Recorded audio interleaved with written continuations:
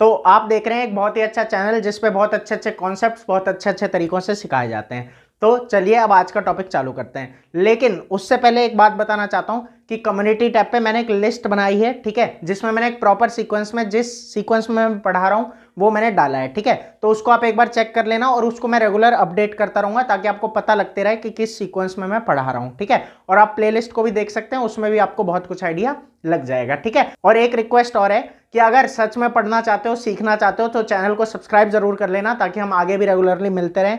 और अगर नहीं करोगे तो वो गाना तो आपने सुना ही होगा, ठीक है। अब कौन सा गाना वो आप खुद से पता लगा लो, ठीक है, वो मैं नहीं बताऊंगा, समझदार को इशारा काफी है। तो अब आओ आगे चालू करते हैं। देखो तो चलिए अब आज हम डेसिमल लगाना सीखने वाले हैं, ठीक है।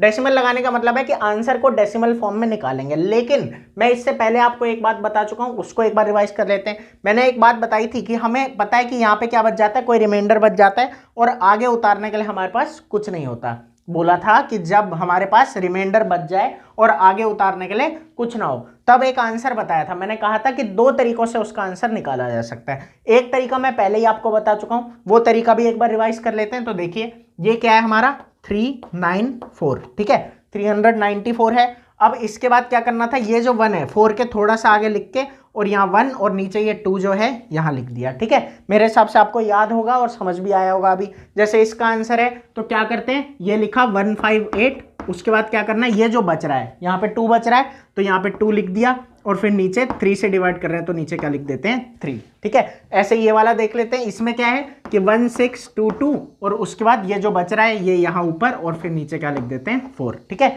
ये चीज हमने पहले ही पढ़ ली थी, ये मैंने आपको अच्छी तरीके से समझाया भी था, ठीक है। अब बात ये है कि लेकिन इसके अलावा एक तरीका और है, इसका एक और आंसर आएगा, ठीक है। मैंने कहा कि दो तरीकों से आंसर आता है तो इसका एक और आंसर आएगा। वो एक और आंसर क्या है जरा देखते हैं। तो देखो वो एक आंसर ये है कि अब हमारे पास आगे उतारने के लिए कुछ नहीं है और सिर्फ ये बचा हुआ है, तो हम क्या करेंगे, हमें यहाँ पे क्या लगाना है 0, यहाँ पे क्या लगाना है 0। लेकिन ये 0 उतारने के लिए तो हमारे पास नहीं था, इसलिए यहाँ पे हम क्या लगाते हैं डेसिमल, क्या लगा देते हैं डेसिमल लगा देते हैं। और ये अब 1 से क्या बन गया 10, हमारे पास बचा क्या हुआ था 1, अब 1 से हमने इसे क्या बना दिया 10 बना दिया। कैसे, ये लगा के।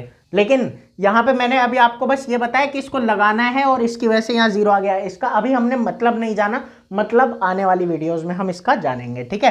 तो बात ये है कि यहाँ पे डेसिमल लगाया तो ये 1 से क्या बन गया 10। अब आगे सॉल्व करते हैं, तो बस ये देख लेना क्या 2 के टेबल में 10 आता है, तो आप क्या बोलोगे, हाँ आता है। कितने पे आता है 5 पे, तो ये हो जाएगा 2 5 10 और ये गया, ठीक है। इस तरीके से मुझे उम्मीद है आपको समझ आया होगा। अब आगे के क्वेश्चंस देखते हैं, तो आइए देखिए, तो आइए अब आगे देखते हैं। तो आगे बात यह है कि देखिए यहाँ पे हमें इसको करना है, अब यहाँ पे क्या बच रहा है 2 बच रहा है, ठीक है। तो वही जैसा मैंने बोला कि आगे उतारने के लिए तो हमारे पास कुछ है नहीं, तो या तो एक ये आंसर है हमारे पास, ठीक है, और दूसरा आंसर क्या होगा, हम यहाँ पे क्या लगा देंगे, ये डेसिमल लगा देंगे, इसको डेसिमल बोलते हैं। अब यहाँ डेसिमल लगाया तो ये 2 से क्या बन जाएगा 20 बन जाएगा, ठीक है। अब क्या 3 के टेबल में 20 आता है, तो नहीं आता है। छोटा क्या आता है उससे 18, तो 3 6 क्या ले लेंगे हम यहाँ पे 18 ले लेंगे, ठीक है। अब 20 में से 18 गया, क्या बचा यहाँ पे 2, ठीक है, यहाँ पे 2 बच गया। अब क्या करना है कि अब हमें इसे फिर से 20 बनाना है, लेकिन अब हम एक बार डेसिमल लगा चुके हैं तो दोबारा कुछ करने की जरूरत नहीं है, हम सीधा सीधा यहाँ पे 0 लगा सकते हैं क्योंकि एक बार हम ऑलरेडी डेसिमल लगा चुके हैं। तो इस तरीके से अब देखेंगे 3 के टेबल में क्या 20 आता है, तो क्या बोलोगे, नहीं, तो 18 आता है, 3 6 18, ठीक है। और फिर माइनस किया तो ये क्या बच गया 2 बच गया। अब ये ऐसे ही चलता जाएगा, तो ये भी एक फॉर्म है जिसमें क्या है कि 0 कभी नहीं आता, ये चलता रहता है, लेकिन ये चीजें हम बाद में डिस्कस करेंगे। अभी के लिए यही है कि हम इतने पे अभी मान लेते हैं कि छोड़ दिया हमने, ठीक है। तो ये अभी भी 2 बच रहा है। अब यहाँ पे आ जाते हैं, जैसे ये वाला क्वेश्चन है, ठीक है। अब इसमें क्या है कि 1 बच रहा है यहाँ पे, ठीक है, तो क्या करना है डेसिमल लगा लेना है और ये क्या बन जाएगा 10 बन जाएगा, ठीक है, ये बन गया 10। अब क्या 4 के टेबल में 10 आता है, तो नहीं आता, तो 4 2 8, इस तरीके से। अब यहाँ पे क्या बच जाएगा 2, तो मैंने बोला एक बार डेसिमल लगा चुके हैं तो अब हम 0 लगा सकते हैं।